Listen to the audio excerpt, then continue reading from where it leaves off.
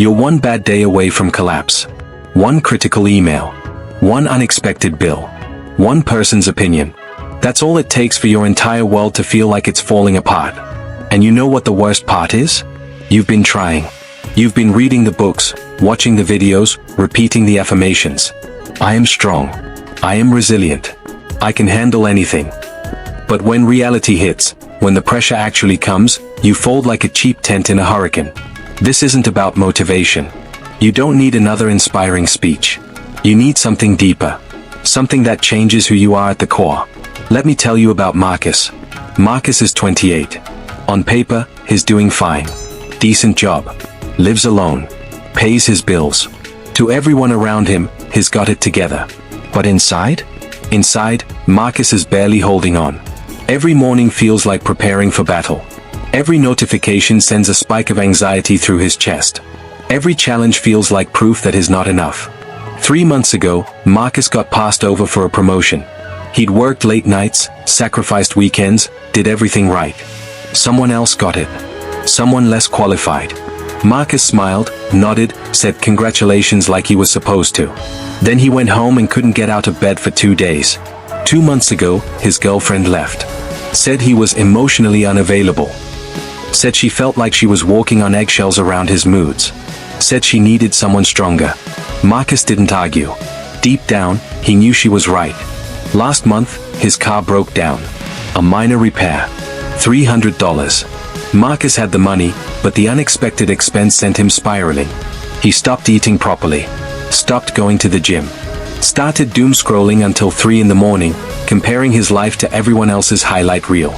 This is where most people live. In this fragile state where one thing going wrong creates a domino effect that takes weeks to recover from. And here's what nobody tells you. Trying harder doesn't fix this. Positive thinking doesn't fix this. Motivation doesn't fix this. Because the problem isn't what's happening to you. The problem is who you are when things go wrong. You're not mentally weak because you lack information. You're not fragile because you haven't found the right mindset hack. You're breakable because you've built an identity that depends on things going right. And when they don't, which they inevitably will, you have no foundation to stand on. Marcus realized this on a Tuesday night. He was sitting in his apartment, 4th beer in, staring at his phone. Another friend posting vacation photos. Another person announcing an engagement. Another reminder that everyone else seemed to be winning while he was barely surviving. And in that moment, something clicked. Not motivation. Not inspiration. Something darker. Something real. He was tired. Tired of being afraid. Tired of feeling like a victim. Tired of needing life to be easy just to function. He didn't want to feel better. He wanted to be different. That's when he found it. Not in a self-help book or a motivational video. In a random article about Japanese warrior philosophy. 3 words, Tetsu no Kokoro. Iron heart. The samurai didn't build mental strength by avoiding hardship. They built it by deliberately seeking it. By putting themselves in situations where comfort wasn't an option. By training their minds the same way you train muscles, through progressive overload, through controlled damage, through adaptation. The article mentioned a practice. Ancient, brutal, effective. MISOGI. The purification ritual where warriors would stand under freezing waterfalls at dawn, not for minutes, but for hours. Not to prove toughness. To fundamentally rewire their relationship with discomfort. Modern psychology has a term for this, stress inoculation. Controlled exposure to manageable adversity that builds genuine resilience. Not pretend confidence. Not fake positivity. Real psychological armor that forms when you repeatedly face difficulty and survive. Marcus didn't have a waterfall, but he had cold showers. He had early mornings. He had uncomfortable conversations he'd been avoiding. He had fears he'd been running from. And here's what he understood that night, beer in hand, life in pieces around him. He could keep trying to feel better about being weak, or he could become someone different. Someone for whom difficulty wasn't a threat. Someone who didn't need life to be gentle. This is where your transformation begins. Not with motivation. With a decision. Not I'll try to be more resilient. But I'm becoming someone who doesn't break. Can you feel the difference? One is a goal. The other is an identity shift. One is something you do when you feel like it. The other is who you are regardless of circumstances. Marcus made that decision. And what happened next wasn't comfortable. It wasn't Instagram worthy.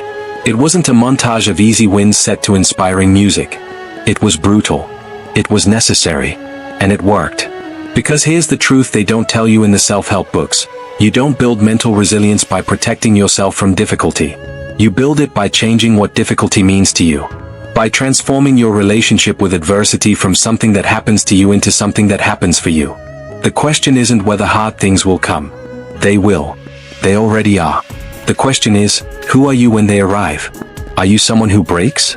Or someone who bends, absorbs, and becomes stronger? Marcus chose the second option. And in the next 72 hours, everything changed. Day 1 started at 5 in the morning. Marcus didn't want to wake up.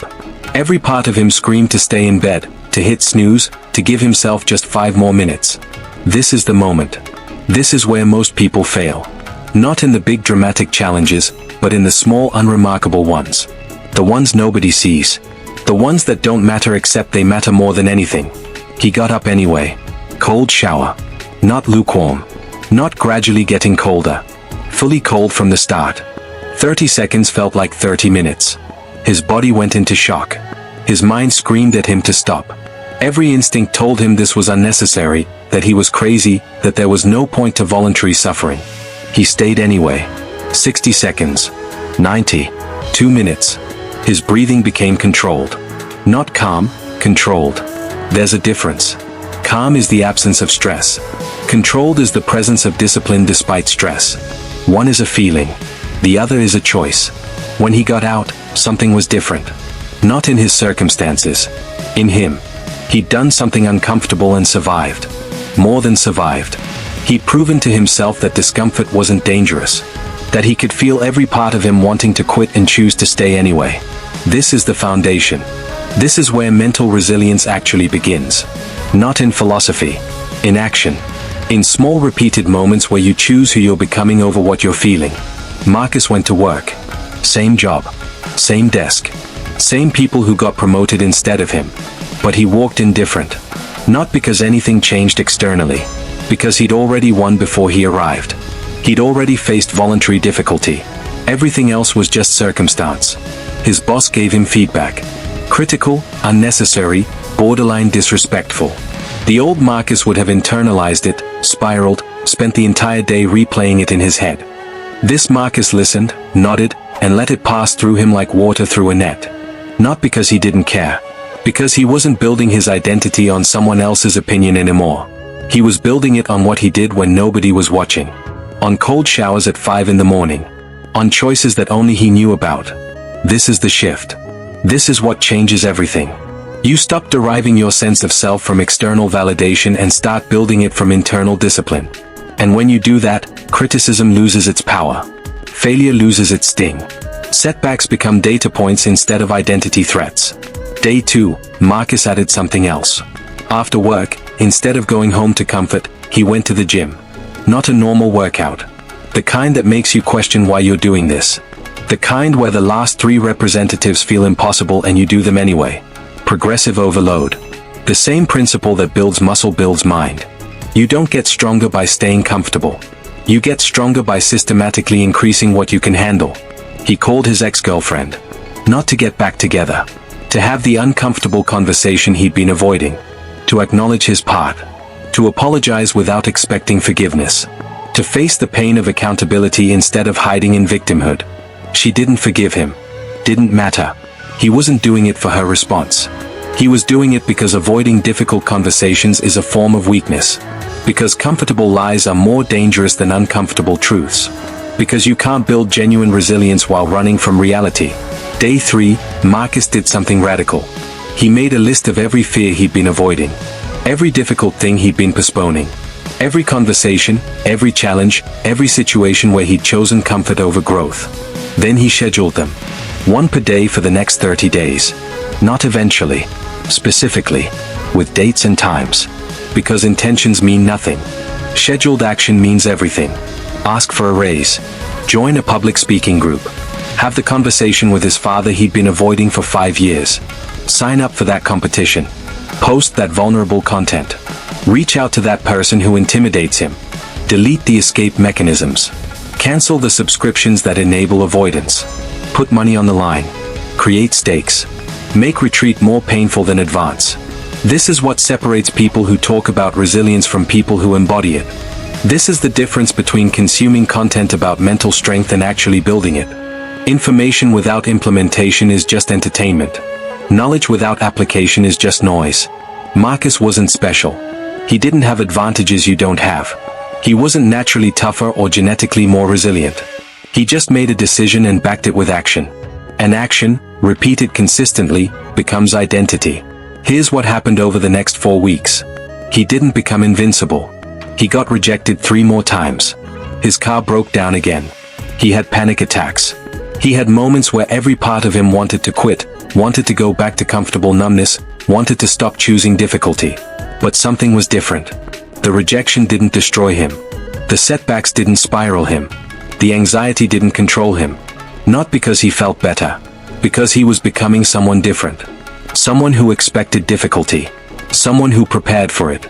Someone who didn't need life to be easy to function. The old Marcus needed validation. This Marcus validated himself through discipline. The old Marcus avoided discomfort. This Marcus sought it strategically. The old Marcus built his identity on outcomes. This Marcus built it on process. And slowly, imperceptibly at first, then undeniably, people noticed. Not because he told them. Because it showed. In how he carried himself. In how he responded to pressure. In how he handled criticism. In how he showed up consistently even when he didn't feel like it. His manager offered him a different position. More responsibility. More pressure. The old Marcus would have been terrified. This Marcus said yes immediately. Not because he felt ready. Because readiness isn't a feeling. It's a decision. A different woman showed interest. Confident, direct, intimidating. The old Marcus would have self-sabotaged. This Marcus leaned in. Not perfectly. Not smoothly. But authentically. Without pretending to be something he wasn't. His bank account didn't magically improve. His problems didn't disappear. Life didn't get easier. He got better at being alive. Let's talk about what actually builds mental resilience. Not theory. Not philosophy. Practical mechanisms that neuroscience confirms and ancient wisdom knew instinctively. First mechanism, controlled adversity. Your nervous system adapts to repeated stress the same way your muscles adapt to repeated load. When you voluntarily expose yourself to manageable difficulty, your baseline stress tolerance increases. This isn't metaphorical.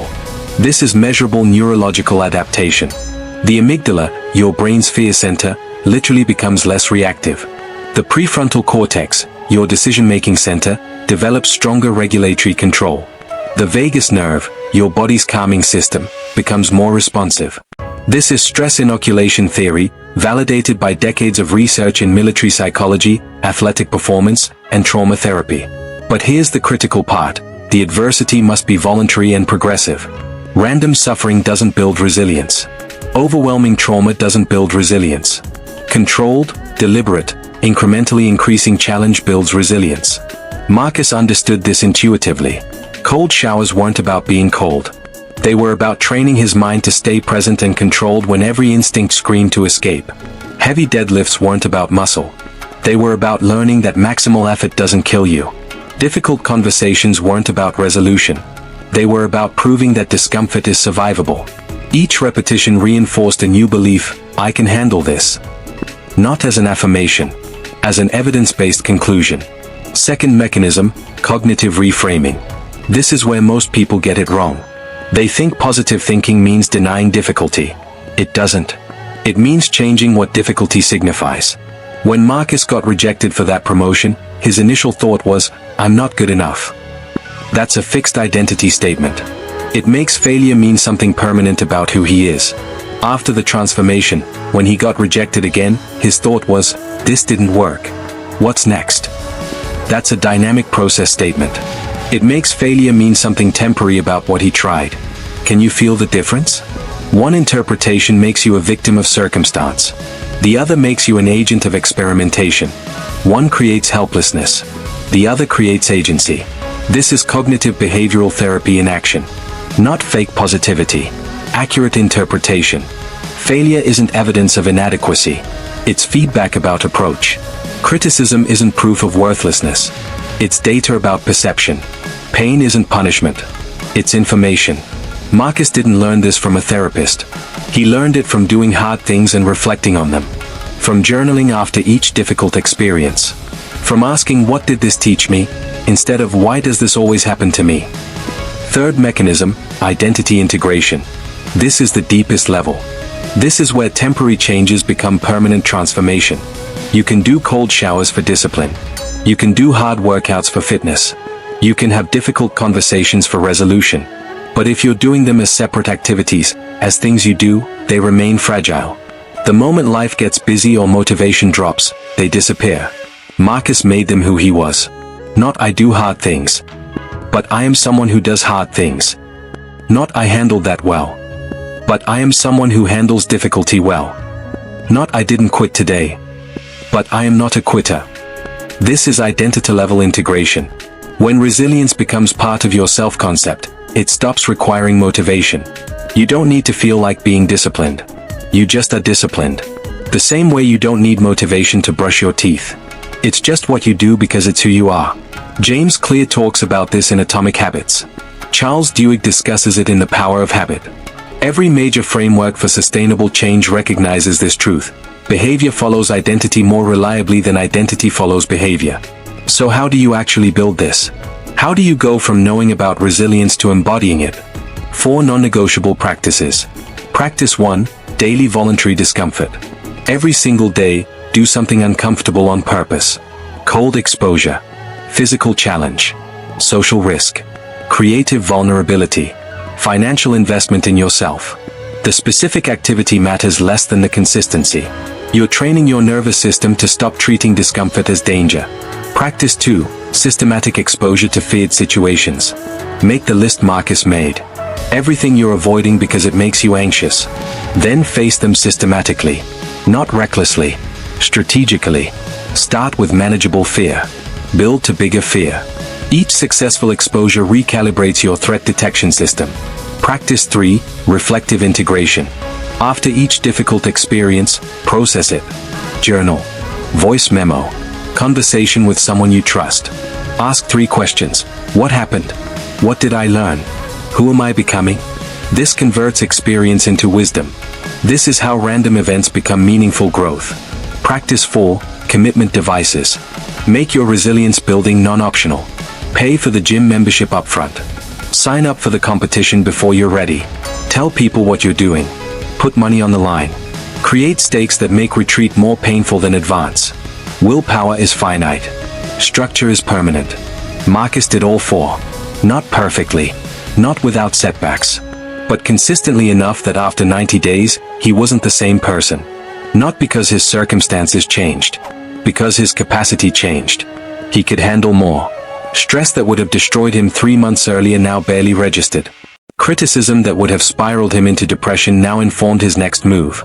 Failure that would have made him quit now motivated his next attempt. This is what real resilience looks like. Not the absence of difficulty. The presence of capacity. Not avoiding storms. Being someone who knows how to sail through them. And here's what nobody tells you. This doesn't make life easier. It makes you stronger. The storms keep coming. They might even get bigger. But you become someone who isn't afraid of storms anymore. Someone who sees them coming and thinks, here we go again, instead of I can't handle this.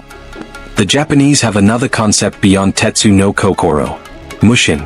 The state of no mind. Where you respond to difficulty without emotional interference. Where challenge doesn't trigger fear. Where adversity doesn't disrupt flow. Where you're so fundamentally confident in your capacity that circumstances stop controlling your state. Marcus touched that state. Not permanently. Not perfectly. But enough to know it's real. Enough to know it's accessible. Enough to know that everything he'd been taught about resilience being innate was wrong. You're not born resilient. You become resilient. Through practice. Through repetition. Through choosing difficulty when comfort is available. So let's bring this home. Let's make this practical. Let's make this personal. You're watching this because something in you knows you need this. You're tired of breaking. Tired of feeling fragile. Tired of needing life to be gentle for you to function.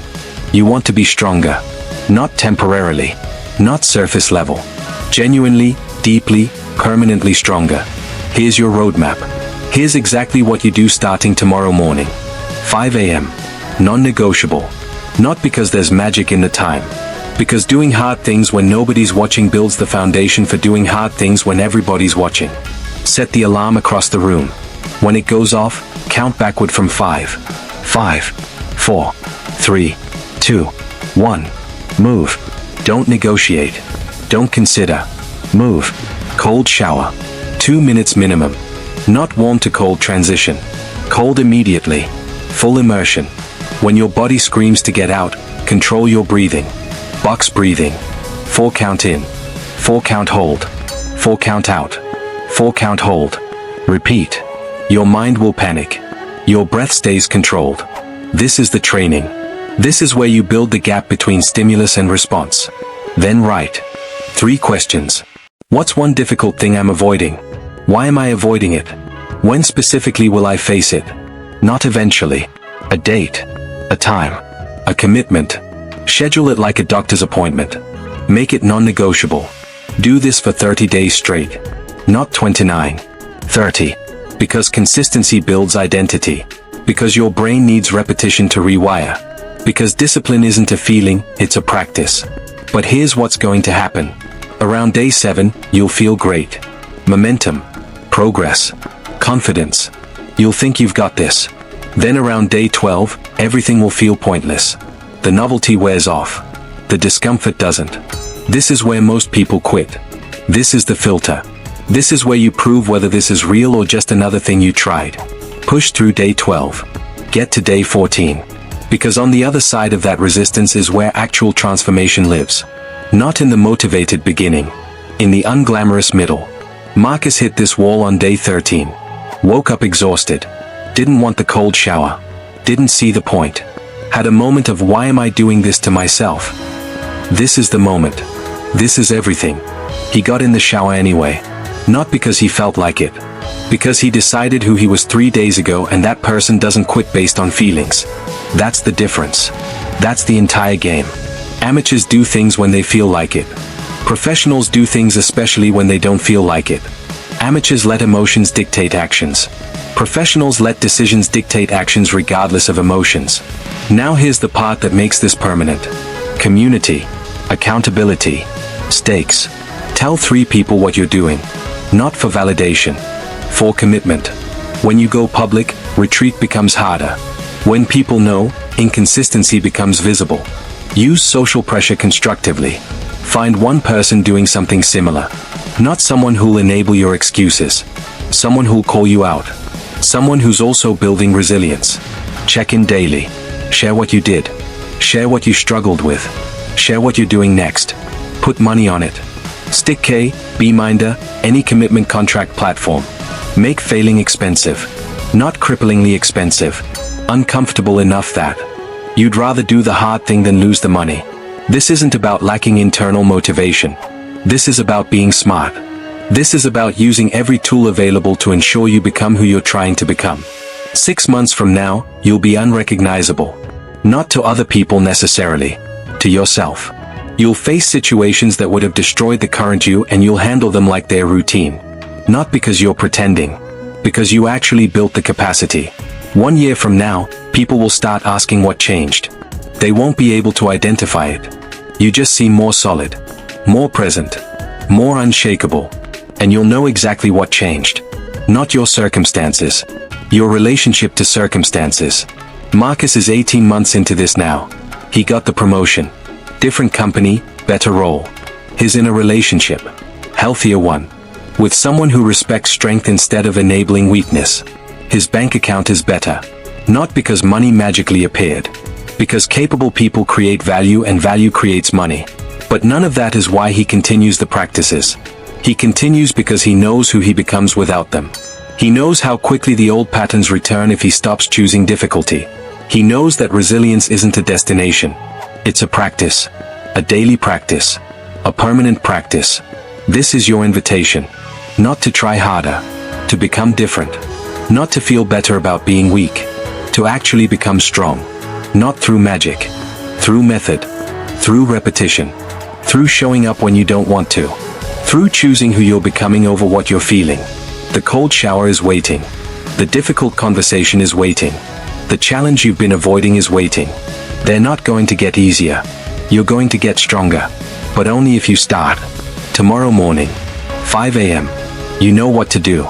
The question is, will you do it? Will you do it when it's hard? Will you do it when nobody's watching? Will you do it when it feels pointless?